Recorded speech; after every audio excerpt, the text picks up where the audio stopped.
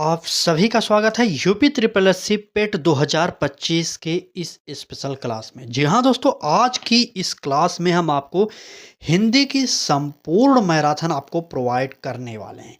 यकीन करिएगा, यह क्लास आपके नॉलेज में इतनी अच्छी वृद्धि कर देगी कि आपको पेपर में पूरा का पूरा नंबर लाने से कोई नहीं रोक सकता। संपूर्ण सिलेबस हम आपको कवर कराने वाले हैं क्लास में। परीक्षा स्पेशल इस क्लास को पूरा जरूर देखिएगा। हाथ जोड़ के निवेदन करेंगे, हम आपको टॉपिक वाइज प्रैक्टिस सेट लेकर आए हैं। कह सकते हैं एक मैराथन क्लास है। ये रहा आपका सिलेबस हिंदी का, और 5 प्रश्न यहाँ से हिंदी में पूछे जाएंगे और 5 नंबर आपको पूरा का पूरा लेना होगा। ठीक है, हम आपको चैप्टर वाइज प्रैक्टिस सेट कराने आए हैं। विलोम शब्दों से स्टार्ट करके सारे के सारे टॉपिकों को कवर कराएंगे। एक बार फिर अपना सिलेबस देख लीजिए। यहाँ पर आज हम जो जो टॉपिक लेकर आए हैं, हम सबसे पहले बता दें। सबसे पहले हमारा टॉपिक होगा विलोम शब्द, फिर पर्यायवाची शब्द, वाक्यांशों के लिए एक शब्द, लोकोक्ति एवं मुहावरे, और कई सारे महत्वपूर्ण टॉपिक होंगे इस क्लास में। तो चलिए स्टार्ट कर देते हैं। रैपिड फायर क्लास यह होगी, जल्दी जल्दी प्रश्नों की श्रृंखला को आगे बढ़ाएंगे। और आज का पहला प्रश्न हमारा क्या है, देख लीजिए। पहला प्रश्न कह रहा निर्दय का विलोम शब्द है। आपको पता होगा निर्दय का विलोम शब्द, जल्दी से बता दीजिए। ए ऑप्शन कह रहा है सहृदय, बी ऑप्शन कह रहा है अभय, सी ऑप्शन कह रहा है सभय, और डी ऑप्शन कह रहा है सदय। बताइए उत्तर क्या होगा। निर्दय का सहृदय मत मारिएगा, यहाँ पर सहृदय नहीं होगा, ये गलत हो जाएगा। ठीक है, अगर आपने सहृदय मार दिया तो यह आपका गलत हो जाएगा। निर्दय का जो विलोम होगा वो हो जाएगा सदय। ठीक है, निर्दय का विलोम सदय होगा। इस प्रश्न का उत्तर हमारा डी ऑप्शन सही हो जाएगा। आज की क्लास में हम इसी प्रकार से रैपिड फायर तरीके से क्लास को देखेंगे। प्रश्न और उत्तर, प्रश्न और उत्तर, क्योंकि यहाँ पर हमें पूरा का पूरा आपका जितना भी हिंदी का सिलेबस दिया गया है वह कंप्लीट कर देना है। ठीक है, तो आज की क्लास पूरी सिलेबस पर आधारित है। अगला प्रश्न होगा अस्थावर का विलोम है। एक टॉपिक से 3 से 4 प्रश्न लिए गए हैं। ठीक है, चलिए बताइए अस्थावर का विलोम क्या होगा। ए ऑप्शन कह रहा है जंगल होगा, बी ऑप्शन कह रहा है संपत्ति होगा, सी ऑप्शन कह रहा है जंगम होगा, और डी ऑप्शन कह रहा है अस्थापना होगा। आप लोग जल्दी से बता दीजिए कि अस्थावर का विलोम क्या होता है। ये कई परीक्षाओं में पूछा गया यह प्रश्न है। अस्थावर मतलब जानते हैं कि नहीं जानते, एक बार कमेंट करिए। अस्थावर मतलब क्या होता है, तो अस्थावर मतलब होता है जंगम। तो बिल्कुल सही, जितने भी लोग सी ऑप्शन बता रहे हैं, अस्थावर का मतलब जो है जंगम होता है। यहाँ पर हमारा जो उत्तर होगा वो होगा सी ऑप्शन सही हो जाएगा। ठीक है, पूरी क्लास को ध्यान से देखिएगा और जल्दी जल्दी आप लोग भी कमेंट करके उत्तर बताते रहिए, क्योंकि इससे ये होता है ना, अगर आपका उत्तर गलत भी हो जाएगा लेकिन जब मैं आपको उत्तर बताऊंगा तो आपको हमेशा के लिए याद हो जाएगा। आप पेपर में आपको प्रश्न देखने को मिलेंगे तो आप सोचेंगे मैंने इस प्रश्न का उत्तर गलत दिया था, सर ने मुझे बताया था। ठीक है, तो पूरी क्लास को ध्यान से देखिएगा, तभी आप समझ पाएंगे। ठीक है, हिंदी में अब कुछ पढ़ाने का समय नहीं, क्योंकि अब तो ये विलोम उलोम शब्द जो है ना, अधिक से अधिक आपको खुद पढ़ने चाहिए। ठीक है, फिर भी जो भी इम्पोर्टेंट प्रश्न मुझे लग रहे थे वो हम आपको प्रोवाइड कर रहे हैं। ठीक, चले मुहावरे एवं लोकोक्तियाँ हो गया, विलोम हो गया, प्रत्यय उपसर्ग हो गए, ये सारे के सारे टॉपिक जितने भी अधिक से अधिक पढ़ेंगे आप, उतने ही आप अच्छे नंबर पाएंगे। ठीक है, फिलहाल जो भी इंपॉर्टेंट प्रश्न है हम आपको प्रोवाइड करें, पूरी क्लास को जरूर देखिए। अगर आप इस प्रकार की क्लासेस डेली देखना चाहते हैं, सुबह 10 बजे हमारे साथ जुड़ जाइएगा। ठीक, चले अगला प्रश्न देखेंगे। कह रहा है कि अवर शब्द का विलोम होगा। अवर शब्द का विलोम क्या है यह बताइए। ए ऑप्शन कह रहा है दूसरा, बी ऑप्शन कह रहा है अपर, सी ऑप्शन कह रहा है प्रवर, और डी ऑप्शन कह रहा है आदम। बताइए। यह प्रश्न यूपीपी में पूछा हुआ प्रश्न है। ठीक है, और यूपी टेट में पूछा हुआ प्रश्न है। तो आप लोग जानते होंगे, जो लोग यूपीपी और यूपी टेट के पेपर में बैठे होंगे उनको पता होगा कि ये बहुत ही इंपॉर्टेंट प्रश्न है। और अवर का जो विलोम होगा वो हो जाता है प्रवर। ठीक, अवर का जो विलोम होता है वो प्रवर हो जाता है। अब यहाँ से हमारा जो टॉपिक था विलोम शब्दों का वो समाप्त होता है। अब हमारा दूसरा टॉपिक शुरू होगा, यहाँ पर पर्यायवाची। ठीक है, आप इस प्रकार से एक टॉपिक के 3 से 4 प्रश्न आज की इस क्लास में देखने वाले हैं। ठीक है, चलिए अगला प्रश्न देखेंगे। कह रहा है कालिंदी का पर्यायवाची है। क्या होगा कालिंदी का पर्यायवाची, यही आपसे पूछा जा रहा है। ए ऑप्शन का रहा है सरस्वती, बी ऑप्शन का रहा है लक्ष्मी, सी ऑप्शन का रहा है गंगा और डी ऑप्शन का रहा है जमुना। कालिंदी का पर्यायवाची आप लोग जल्दी से बता दीजिए तो। चलिए चलिए ठीक ठीक, चलिए जल्दी बताते रहिए। जितनी जल्दी आप उत्तर देते रहेंगे उतनी जल्दी क्लास को आगे बढ़ाते रहेंगे हम। ठीक है, क्योंकि यहाँ पर कुछ बताने वाली बात नहीं है। कालिंदी का जो विलोम होगा वो हो जाएगा जमुना। ठीक है, कालिंदी का विलोम जो होगा जमुना हो जाएगा। डी ऑप्शन हमारा सही हो जाएगा इस प्रश्न में। चलिए आगे बढ़ेंगे, अगला प्रश्न देखेंगे क्या कह रहा है हमारा। तरणि, ये शब्द ऐसा है ना, आप इसमें जरूर धोखा खाने वाले हैं। आप बताइए तरणि का पर्यायवाची शब्द क्या होता है। चलिए, सूर्य होगा, नाम होगा, नदी होगा या सागर होगा। कई लोग होंगे जो इस प्रश्न में उत्तर देने में असमर्थ होंगे, मुझे पता है। आप लोग उत्तर देते रहिए ताकि हमें ये पता लगता रहे कि आपकी हिंदी कितनी तैयार है। क्या आप 5 में 5 नंबर पा सकते हैं कि नहीं पा सकते, आप लोग बताइएगा। ठीक है, 5 में 5 पाएँगे आप लोग, कमेंट करिए एक बार। तैयारी हो गई पूरी? फिलहाल हम आपको मॉडल पेपर प्रैक्टिस सेट सभी प्रोवाइड कर रहे हैं। तो इस प्रश्न की बात करेंगे, तरणि का पर्यायवाची शब्द कौन-सा है? तरण मतलब सूर्य का पर्यायवाची जो है उसे तरणि कहते हैं। तरणि सूर्य का पर्यायवाची है। यहाँ पर ए ऑप्शन हमारा सही हो जाएगा। ठीक है? चलिए आगे बढ़ेंगे, अगला प्रश्न देखेंगे क्या कह रहा है हमारा अगला प्रश्न। ये प्रश्न इम्पोर्टेंट है। वैसे तो कई सारे प्रश्न इम्पोर्टेंट है, लेकिन यह भी और इम्पोर्टेंट है क्योंकि यह कई सारी यूपी की परीक्षाओं में आया हुआ प्रश्न है। ठीक है, यूपी की बहुत सारी परीक्षाओं में पूछा गया प्रश्न। क्या करें पिछले क्लास प्रश्न का, एक मिनट रुकिए, एक मिनट।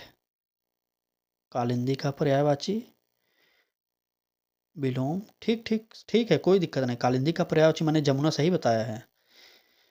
ठीक है, तरण क्या पर्यायवाची मैंने सूर्य भी सही बता दिया था। अब क्या दिक्कत है भाई आपको। चलिए फिलहाल आते हैं इस प्रश्न को। यहाँ तक हम ये इस प्रश्न को देख रहे थे। प्रश्न में कह रहा है कि मीन का पर्यायवाची शब्द है। मीन आप जानते हैं, मीन मतलब मछली होती है। चलो चलिए मैंने बता दिया, मीन मतलब मछली होती है। अब बताइए इसमें से मछली कौन सा होगा। ए ऑप्शन का है सखी होगा, बी ऑप्शन का है सापक होगा या सी ऑप्शन का है सावक होगा या डी ऑप्शन का है मत्स्य होगा। सावक किसे कहते हैं, तो शेर के बच्चे को सावक कहा जाता है। ठीक है, आप यह जानते रहिए। और यहाँ पर जो उत्तर हो जाएगा हमारा मत्स्य हो जाएगा, क्योंकि यह मत्स्य, हाँ डी ऑप्शन सही होगा, मत्स्य डी ऑप्शन सही हो जाएगा। चलें, डी ऑप्शन मत्स्य सही होगा। आगे बढ़ेंगे, अगला क्या करा है, अगर मीन मतलब मछली भी रहा है तब भी आप मार दीजिएगा। हो सकता है आपसे ये ऐसे लिख कर पूछ ले, मछली का पर्यायवाची क्या होगा। मछली का पर्यायवाची मीन होता है, आप लोग जानते रहिएगा। उत्तर दे दीजिएगा, गलती मत करिएगा। ठीक है, आगे बढ़ेंगे, अगला प्रश्न देखेंगे। अनुपम का पर्यायवाची शब्द है। अनुपम का पर्यायवाची शब्द कौन सा होता है, ये आप बताइए। स्वर्गीय होता है, अलौकिक होता है, पार्थिव होता है या अद्वितीय होता है। बताइए जल्दी से कमेंट करिए कि अनुपम का पर्यायवाची शब्द कौन सा है। चलिए बिल्कुल सही, जो भी उत्तर दे रहे हैं बिल्कुल सही दे रहे हैं, क्योंकि अनुपम मतलब होता है अद्वितीय। यहाँ पर जो हमारा उत्तर निकलेगा हमारा डी ऑप्शन सही हो जाएगा। अभी तक हम लगभग 7 से 8 प्रश्न पढ़ चुके हैं। अगर क्लास अच्छी लग रही हो और इस प्रकार की daily subject wise topic wise marathon rapid fire से क्लास चाहते हैं तो आप हमारे चैनल से जुड़ सकते हैं। और अभी तक आपने हमारे पिछले क्लासेज को नहीं देखा, बहुत ही महत्वपूर्ण क्लासेज हुई हैं, आप हमारे चैनल के प्लेलिस्ट पर जाइए। वहाँ पर यूपी ट्रिपल एस सी पेट क्लासेज के नाम से एक प्लेलिस्ट बन गई है, आप उसमें सारी क्लासेज एक बार ज़रूर देख लें। ठीक है, फिलहाल अनुपम का जो पर्यायवाची शब्द होता है मैंने बता दिया, अद्वितीय होता है। आगे बढ़ेंगे हम, क्या करें हमारा अगला प्रश्न। चलिए, कह रहा है कि निम्नलिखित में से कौन सा सूर्य का पर्यायवाची नहीं है। सूर्य का पर्यायवाची कौन सा नहीं है, यही आपसे पूछा जा रहा है। ए ऑप्शन का रहा है दिनकर, बी ऑप्शन का रहा है रवि, सी ऑप्शन का रहा है अंशुमली और डी ऑप्शन का रहा है यामिनी। बताइए, चलिए बताइए उत्तर कौन सा होगा, जल्दी से कमेंट करिए एक बार। चले, दिनकर मतलब सूर्य होता है, जानते रहिए। रवि मतलब सूर्य होता है, ये भी जानते रहिए। अंशुमाली मतलब सूर्य होता है, मतलब ये तीनों का अर्थ जो है ये सूर्य का होता है। ठीक है, ये तीनों का अर्थ एक होता है और जिसका नाम है सूर्य। लेकिन जो अंशुमाली है वो होता है, ठीक, अंशुमाली होता है। यामिनी जो है यह सूर्य का पर्यायवाची नहीं होता। ठीक है, ये तीनों पर्यायवाची जो हैं ये सूर्य के पर्यायवाची हैं। यकीन याद करिएगा, ठीक है, याद करिएगा। रवि, दिनकर, अंशुमाली ये सूर्य के पर्यायवाची हैं और यामिनी जो है यह सूर्य का पर्यायवाची नहीं बल्कि ये रात्रि का पर्यायवाची होता है। ठीक है, यहाँ पर जो ऑप्शन सही होगा वो हमारा डी ऑप्शन सही हो जाएगा, यामिनी। ठीक है, डी ऑप्शन सही हो जाएगा, यामिनी। आप उत्तर टिक करिएगा। चले अगला प्रश्न देखेंगे, क्या कह रहा है, वचाल कहते हैं। अब आप बताइए वचाल किसे कहते हैं। ए ऑप्शन कह रहा है जो जल्दी चलता है, बी ऑप्शन कह रहा है जिसकी चाल ठीक ना हो, सी ऑप्शन कह रहा है जो बहुत बोलता है और डी ऑप्शन कहता है जो चुप रहता है। अब आप बताइए उत्तर कौन सा हमारा सही होगा। चलिए, वचाल किसे कहते हैं आप लोग जल्दी से बताइए एक बार तो। चलिए, ठीक ठीक, जो अधिक बोलता हो, जो चलता हो, ये सब ऑप्शन दिए गए हैं ना, इसमें चकमा मत खाइएगा, क्योंकि यहाँ जो होता है ना उत्तर ये है जो बहुत बोलता है। वचाल मतलब बोलने वाला व्यक्ति, बहुत अधिक बोलने वाला व्यक्ति होता है। तो इस प्रश्न का उत्तर जो होगा हमारा सी ऑप्शन सही हो जाएगा। ठीक है, चलिए, जो जल्दी चलता है ये सब नहीं होगा। ठीक है, जो चुप रहता है इसका क्या मतलब हुआ, जिसकी चाल ठीक ना हो, ये सब दूसरे शब्द हैं, इसको हमें नहीं जानना। जो अधिक इम्पोर्टेंट है वही हम आपको आज की क्लास में करा रहे हैं। ये कई सारी परीक्षाओं में पूछे हुए प्रश्न हैं। अगर आप नहीं मानते तो एक बार अपना किसी भी कंपटीशन एग्जाम का प्रीवियस ईयर उठाइए, जहाँ पर हिंदी के प्रश्न पूछे जाते हैं। ये सारे प्रश्न वहाँ पर मिलेंगे। ठीक है, तो चलिए आगे बढ़ते हैं और यह प्रश्न देखते हैं। कह रहा है कि इंद्रियों को जीतने वाले के लिए एक शब्द क्या है। इंद्रियों को अपने बस में जो करता है उसे क्या कहते हैं, या इंद्रियों को जीतने वाले को क्या कहते हैं। दोनों एक ही बात है। आप लोग इस प्रश्न का उत्तर बताइए। चले, ए ऑप्शन कह रहा है दूरदर्शी कहते हैं, बी ऑप्शन कह रहा है कुशाग्र बुद्धि कहते हैं, सी ऑप्शन कह रहा है मंद बुद्धि कहते हैं और डी ऑप्शन कह रहा है जितेंद्रिय कहते हैं। जल्दी से कमेंट करिए कि इंद्रियों को जीतने वाले को क्या कहा जाता है। चलिए, बिल्कुल, नहीं नहीं, पेपर आपका वही टाइम है जो 6 और 7 सितंबर को होने वाला। अभी तक कोई ऑफिशियल नोटिस जारी नहीं हुई। अब आने वाले 2-4 दिनों के अंदर आपका ज़िला ये लोग घोषित कर देंगे। अगर आप हमारे साथ जुड़े रहेंगे तो हम आपको तुरंत लेटेस्ट अपडेट प्रोवाइड करते रहेंगे। जैसे ये लोग पहले सिटी घोषित करते हैं तो उसके बाद एग्ज़ाम से 2 दिन पहले ये लोग मेन स्कूल कॉलेज का नाम घोषित करते हैं। ठीक है, आप अपना प्रवेश पत्र 2 दिन पहले डाउनलोड कर पाएंगे। ठीक, बाकी किसी भी टेंशन की ज़रूरत नहीं। अगर अगर आप हमारे साथ जुड़े हैं तो हम आपको हर अपडेट प्रोवाइड करेंगे आपकी परीक्षा से रिलेटेड। ठीक है, चलिए, फिलहाल अभी पढ़ते रहिए, जो भी न्यूज आएगी हम आपको प्रोवाइड कर देंगे। चलें, इंद्रियों को जीतने वालों के लिए एक शब्द क्या कहते हैं, तो वो होता है जितेंद्रिय। हमारा डी ऑप्शन सही हो जाएगा। ठीक है, डी ऑप्शन यहाँ पर हमारा सही हो जाएगा। जितेंद्रिय कहते हैं इंद्रियों को अपने बस में करने वाले या जीतने वाले को। चलिए, अगला प्रश्न देखने वाले हैं, क्या कह रहा है। प्रश्न में कहा जा रहा है जो एक स्थान पर टिक कर नहीं रहता, वाक्य के लिए एक शब्द कौन सा है, बताइए। मतलब अगर आपसे पूछा जाए कोई व्यक्ति है जो एक स्थान पर नहीं रहता, इधर उधर घूमता रहता है, उसके लिए आप क्या कहेंगे, यही आपसे पूछा जा रहा है। ठीक है, ए ऑप्शन कह रहा है अस्थिर, बी ऑप्शन कह रहा है अडिग, सी ऑप्शन कह रहा है यायावर और डी ऑप्शन कह रहा है गतिशील। चलिए, यहाँ पर गतिशील भी हो सकता है लेकिन यह हमारा ऑप्शन नहीं होगा। गतिशील मतलब हमेशा चलने वाला। ठीक है, गतिशील मतलब चलने वाला। ठीक, अडिग मतलब, अडिग मतलब एक जगह पर रुके रहना। ठीक है, जो अपने बात पर अडिग है, जैसे एक जगह खड़े हो, अडिग है वह व्यक्ति। लेकिन यहाँ पर जो हमारा उत्तर होगा वो होगा सी ऑप्शन, यायावर। ठीक है, यायावर मतलब जो एक स्थान पर टिक कर खड़ा नहीं रहता, मतलब टिकता नहीं, वह भ्रमण पर रहता है, भ्रमण करता रहता है, इसलिए इसे यायावर कहेंगे। हमारा इस प्रश्न का जो उत्तर निकलेगा वो सी ऑप्शन सही हो जाएगा। ठीक है, चलिए आगे बढ़ेंगे, अगला प्रश्न देखेंगे क्या कह रहा है हमारा। अगला प्रश्न इंपॉर्टेंट है। चलिए, प्रश्न में कह रहा है कि जो अच्छे कुल में उत्पन्न हुआ हो, इस शब्द समूह के लिए एक शब्द क्या है। अब आपके लिए बहुत ही इंपॉर्टेंट प्रश्नों की श्रृंखला आज हम प्रोवाइड करें, मिस मत करिएगा, ठीक है। कह रहा है कि जो अच्छे कुल में उत्पन्न हुआ हो इस शब्द समूह के लिए एक शब्द क्या है। ए ऑप्शन कर रहा है कुलीन, बी ऑप्शन कर रहा है समृद्ध, सी ऑप्शन कर रहा है धनी और डी ऑप्शन कर रहा है कृपण। चलिए बताइए कौन सा उत्तर हमारा सही होगा। नहीं, नहीं, विज्ञान, विज्ञान तो पढ़ना पड़ेगा, 5 नंबर विज्ञान भी पूछा जाएगा। लेकिन वहाँ पर ना एक चीज़ ये है ना कि विज्ञान में क्या लिख दिया है कि प्रारंभिक, ठीक है? प्रारंभिक जैसे कि जीव विज्ञान, ठीक है? प्रारंभिक जीव विज्ञान लिख दिया सिलेबस में आपके, फिर प्रारंभिक करके रसायन विज्ञान लिख दिया। तो ये इसका मतलब ये हुआ ना, तो आपको पूरा का पूरा जो इम्पोर्टेंट इम्पोर्टेंट टॉपिक होता है आपको विज्ञान में वो पढ़ना पड़ेगा, ठीक है?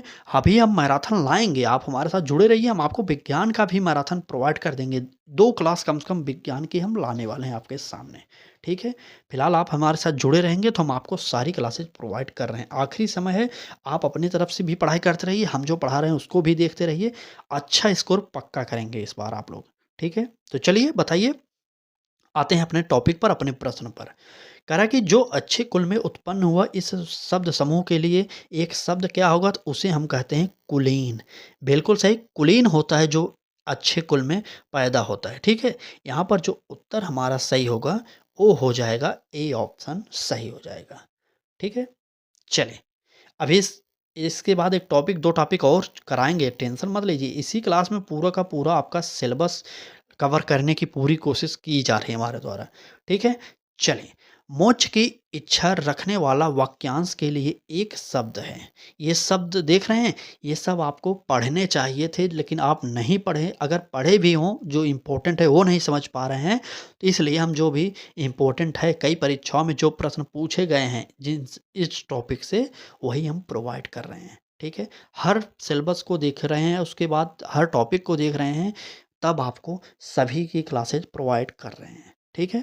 चलिए फिलहाल मोक्ष की इच्छा रखने वाले को एक शब्द में क्या कहेंगे। ए ऑप्शन करें मुमुक्षा, बी ऑप्शन करें मोक्ष, सी ऑप्शन करें मुमुक्षु और डी ऑप्शन कर रहा है इनमें से कोई नहीं। जल्दी से कमेंट करिए। चलिए, ये सब आप पढ़े होंगे, मुझे यकीन है पढ़े होंगे यार। ये सब तो बहुत ज़्यादा कई सारे परीक्षाओं में पूछे हुए प्रश्न हैं, इसका उत्तर तो आपको देना चाहिए। बिल्कुल सही, जो क्या मोक्ष की इच्छा रखने वाले को क्या कहेंगे, तो वो हो जाएगा मुमुक्षु। मोक्ष की इच्छा रखने वाले को क्या कहेंगे, मुमुक्षु कहते हैं। यहाँ पर हमारा सी ऑप्शन सही होगा, ठीक है। चलिए आगे बढ़ेंगे। क्लास अच्छी लग रही हो तो लाइक करिए और उसके बाद आप अपने मित्रों तक शेयर ज़रूर करिए, क्योंकि आप देख रहे हैं आपके लिए कितना मेहनत किया जा रहा है। आपको हर दिन सुबह 10 बजे इम्पोर्टेंट प्रश्नों की श्रृंखला की क्लास प्रोवाइड की जा रही है, ठीक है। तो चलिए आगे बढ़ जाते हैं, अगला प्रश्न देखते हैं क्या कह रहा है। उपकार को न मानने वाला वाक्यांश के लिए एक शब्द है, बताइए, जल्दी से बताइए। उपकार को न मानने वाला वाक्यांश के लिए एक शब्द क्या होगा, कृतघ्न होगा, उपकारी होगा, कृतज्ञ होगा या आबकारी होगा। चलिए, बिल्कुल बिल्कुल इंपॉर्टेंट है, तभी तो प्रोवाइड कर रहे हैं आपको, ये प्रश्न इंपॉर्टेंट है। चलिए बताइए, उपकार को न मानने वाला वाक्यांश के लिए एक शब्द कौन सा होगा, तो वो हो जाएगा कृतघ्न, ठीक है। हमारा जो उत्तर होगा कृतघ्न हो जाएगा। ए ऑप्शन इसका सही हो जाएगा, ठीक है। ए ऑप्शन कृतघ्न हो जाएगा। चलिए आगे बढ़ते हैं, अगला प्रश्न देखेंगे क्या कर रहा है हमारा अगला प्रश्न। अब यहाँ से देखिए, लोकोक्ति एवं मुहावरे का श्रृंखला स्टार्ट होता है। अभी तक हमने 3 टॉपिक कवर कर लिया, ये हमारा चौथा और 5वां टॉपिक है, ठीक है। तो बने रहिएगा लास्ट तक, पूरी क्लास को जरूर देखिएगा। अगर आपको हिंदी एक भी प्रश्न नहीं आता होगा ना, तो इस क्लास से ही आप लगभग 3 से 4 प्रश्न सही करके आने वाले हैं, ठीक है। चलिए यह टॉपिक को देखते हैं। पहला प्रश्न क्या है हमारा आज की इस टॉपिक का, बाधा डालना मुहावरे का अर्थ है। मुहावरा और लोकोक्ति ऐसा प्रश्न होते हैं ना, अगर आप साधारण अपने निजी जीवन को देखेंगे तो उसमें कई सारे मुहावरे का प्रयोग आप करते होंगे, ठीक है। तो बताइए बाधा डालना मुहावरे का अर्थ क्या है। चलिए, ए ऑप्शन कर रहा है पाला पड़ना, बी ऑप्शन कर रहा है रोड़ा अटकाना, सी ऑप्शन कर रहा है बरस पड़ना और जो डी ऑप्शन है दांतों में जीव आना। बताइए। बिल्कुल बिल्कुल, बाधा डालना मतलब क्या होता है? रोड़ा अटकाना। बाधा डालना मतलब रोड़ा अटकाना। बी ऑप्शन यहाँ पर हमारा इस प्रश्न का उत्तर सही होगा। आगे बढ़ते हैं, अगला प्रश्न देखेंगे। अगला प्रश्न क्या कह रहा है हमारा? चलिए, प्रश्न में कहा जा रहा है अपना हाथ जगन्नाथ का अर्थ है। कई लोग होंगे आपके आसपास में, वो लोग ज़्यादातर मुहावरे का प्रयोग करते हैं अपने निजी जीवन में, जैसे अपना हाथ जगन्नाथ, ठीक है? तो ना उद्धव को लेना, ना माधव को देना, ये सारे के सारे उदाहरण आप बहुत सुने होंगे। लेकिन इस प्रश्न का आप उत्तर बताइए, अपना हाथ जगन्नाथ का अर्थ क्या है? ए ऑप्शन कह रहा है मनमानी करना, बी ऑप्शन कह रहा है अपना हाथ पूजनीय होता है, सी ऑप्शन कह रहा है अपने हाथ से काम करना ही उपयुक्त होता है, और डी ऑप्शन कह रहा है अपने हाथ से दान करना। बताइए, अपना हाथ जगन्नाथ क्या है? बताइए उत्तर। चलिए, बिल्कुल सही। अपना हाथ से काम करना ही उपयुक्त होता है, यहाँ पर हमारा सी ऑप्शन सही हो जाएगा। अपने हाथ से ही अगर हम काम करेंगे, किसी भी काम को करेंगे, वह हमारे लिए उपयुक्त होगा, क्योंकि अपना काम है तो अपने हाथ से ही करना चाहिए। दूसरे के भरोसे रहेंगे तो काम अच्छा होगा कि नहीं, इसकी कोई गारंटी नहीं है। इस प्रश्न का जो उत्तर होगा वो हो जाएगा सी ऑप्शन हमारा सही हो जाएगा। ठीक है? चलिए, अगला प्रश्न देखेंगे क्या कह रहा है हमारा अगला प्रश्न। ये देखिए, ये आप लोग कृष्ण और सुदामा की कहानी तो सुने होंगे, वहाँ से एक प्रश्न उठा लिया मैंने। देखिए, कह रहा है कि सुदामा के तंदुल का अर्थ है। बताइए, सुदामा के तंदुल, तंदुल मतलब जानते हैं चावल, तंदुल का अर्थ क्या होगा? मतलब सुदामा तो गरीब थे, और गरीब का जो चावल है उसका क्या मतलब होगा? इस उदाहरण के मतलब इस मुहावरे के अर्थ को आपको बताना होगा। ए ऑप्शन कह रहा है गरीबी में जीना, बी ऑप्शन कह रहा है गरीबी में भी तंदुल का शौक रखना, सी ऑप्शन कह रहा है सामान्य किंतु प्रेम पूर्वक भेंट, और डी ऑप्शन कह रहा है बढ़ चढ़कर बातें करना। क्या यहाँ पर बढ़ चढ़ के बातें की जा रही? नहीं। क्या गरीबी में जीने का मतलब होता है सुदामा के तंदुल? नहीं। गरीबी में भी तंदुल का शौक रखना, क्या तंदुल रखना, चावल को रखना क्या शौक होगा किसी का? तो बिल्कुल नहीं, यह भी हमारा गलत हो जाएगा। क्यों? हमारा सी ऑप्शन सही हो जाएगा, क्योंकि पता है आपको, जब सुदामा कृष्ण से मिलने गए थे तो यही तंदुल लेकर गए थे। उनको भले गरीबी में थे, लेकिन बहुत ही प्रेम पूर्वक उन्होंने भेंट दिया था, ठीक है? लेकिन एक बार दे नहीं रहे थे, आप देखे होंगे वो उस कहानी को। फिलहाल इस प्रश्न का उत्तर पे आएँगे हम, सी ऑप्शन सही हो जाएगा, ठीक है? चलिए, आगे बढ़ते हैं, अगला प्रश्न देखेंगे क्या कह रहा है? अगला प्रश्न कह रहा है कि खरी मंजूरी चोखा काम का अर्थ है। बताइए, खरी मजूरी चोखा काम का अर्थ क्या होता है? ए ऑप्शन कह रहा है लोग मजदूरी की परवाह करते हैं, कार्य की नहीं। बी ऑप्शन कह रहा है पूरी मजदूरी देने पर अच्छा कार्य होता है। सी ऑप्शन कह रहा है साधारण काम के अधिक पैसे मांगना, और डी ऑप्शन कह रहा है इनमें से कोई नहीं। चलिए, जल्दी बताइए उत्तर क्या होगा हमारा? चलिए बताइए, जल्दी से बताते रहिए कौन सा उत्तर सही होगा। इस पिछले प्रश्न को क्या बोल रहे हैं आप लोग? 1 मिनट। चलिए, चलिए, ठीक, ठीक, सामान्य किंतु प्रेमपूर्वक भेंट, यही हमारा सी ऑप्शन सही होगा। इस प्रश्न को देखिए, खरी मजूरी चोखा काम का अर्थ क्या होता है? बताइए। चलिए बताइए। तो इस प्रश्न के उत्तर की बात करेंगे, पूरी मजदूरी देने पर ही कार्य अच्छा होता है। क्यों? अगर आप मजदूरी ही नहीं देंगे तो मजदूर आपका काम अच्छे से क्यों करे? आप ही बताइए। अगर आपको अच्छा रिजल्ट नहीं मिलता तो आप पढ़ाई क्यों करेंगे? आपको अगर पहले ही बता दिया जाए कि आपकी नौकरी नहीं होगी, आप पढ़ाई किस लिए करेंगे?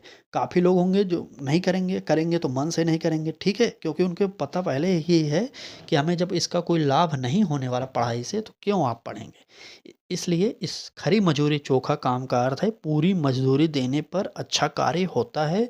इस प्रश्न में आप बी ऑप्शन सही करिएगा, ठीक है? चलिए, आगे बढ़ते हैं, अगला प्रश्न देखेंगे क्या कह रहा है हमारा अगला प्रश्न। इस प्रश्न में कहा जा रहा है कि अनिश्चितता के भाव को प्रकट करने के लिए उपयुक्त मुहावरे का चयन कीजिए। जो अनिश्चितता का भाव प्रकट करता है वही आपको बताना होगा। ए ऑप्शन कह रहा है बंद मुट्ठी में क्या है, और पर्दे के पीछे कौन है? बी ऑप्शन कह रहा है, सी ऑप्शन कह रहा है ना जाने भाग्य में क्या है, और डी ऑप्शन कह रहा है ना जाने ऊंट किस करवट बैठेगा। ये प्रश्न सुन रहे हैं आप? ये आप कहीं ना कहीं सुने होंगे, आप बताइए एक बार। चलिए बताइए। बिल्कुल सही। अगर आपने डी ऑप्शन दिया है उत्तर सही, तो ये हमारा सही ऑप्शन हो जाए, क्योंकि ना जाने ऊँट किस करवट बैठेगा, यही अनिश्चितता का भाव प्रकट कर रहा है। जैसे आप ऊँट को ही ले लीजिए, जब बैठने वाला होता है तो आप क्या जानते हैं कि वह किस तरफ से बैठेगा, दाहिने तरफ से बैठेगा कि बाईं तरफ से बैठेगा?